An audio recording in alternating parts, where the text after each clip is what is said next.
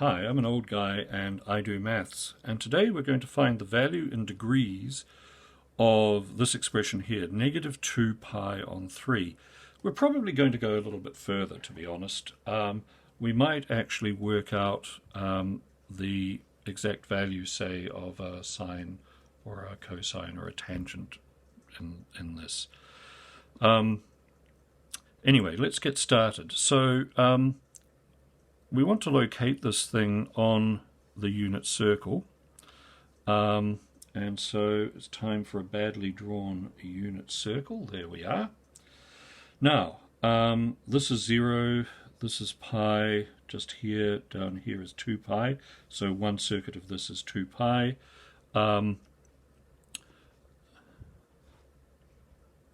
You should recognize that everything's positive here, and so forth and so on.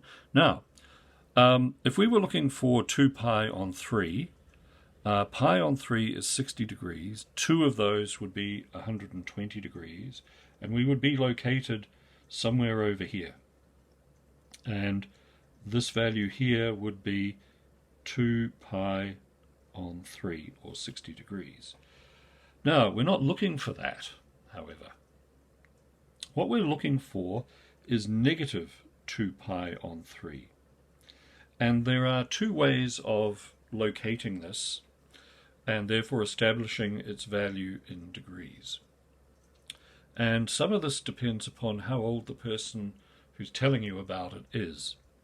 So, older people, such as I am, will tell you that instead of doing what I just did, which is going 2 pi on 3 in this direction, you start here and you go 2 pi on 3 in this direction, and you will arrive here.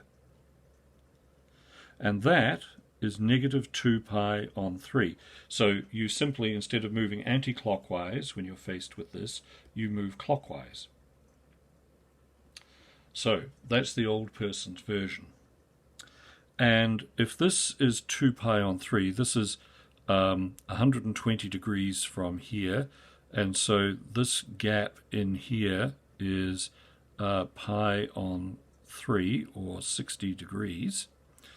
And so we can determine the exact value of this by moving in an anti-clockwise direction around here. It is 180 plus 60 degrees, which is 240 degrees. So we have determined the value of this in degrees. And we have done so by, instead of moving anti-clockwise, we've moved clockwise. Now, there's another way, and those of you with a sharp eye will have noticed that if we move in the traditional way, which is anti-clockwise, and we reach 2 pi on 3 and then flip that, reflect it in the x-axis, we wind up here. Now, this is a method that my students see with teachers who are less aged than I am, shall we say. So, you can take your pick. You can move in an anti-clockwise direction, or you can move in a clockwise direction and then reflect in the x-axis, and you will wind up here. Now, just out of interest, we'll, as we're here, we'll find the sine of negative 2 pi on 3. So what we're actually looking for is we're looking for the sine of pi on 3, this value in here, because it is the shortest distance from here to the x-axis.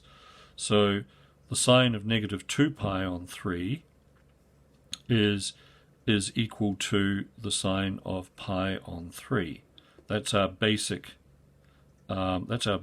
angle. Now, the only other thing we have to consider is whether this is going to be negative or positive. Sines are positive here, but they are negative in here. So our answer is going to be negative. And we have to remember that this is, in effect, the sine of 240 degrees. And if we draw our little triangle here, This is pi on 3 down here. That is 1, that is root 3, and that is 2. And the sine of this angle will be root 3 on 2, and it will be negative. So having found the angle, we now have its the exact value of its sine, and you can do that with tangent and cosine as well. Right, I hope that was useful. I do get asked about these negatives, and so you have two ways of doing them.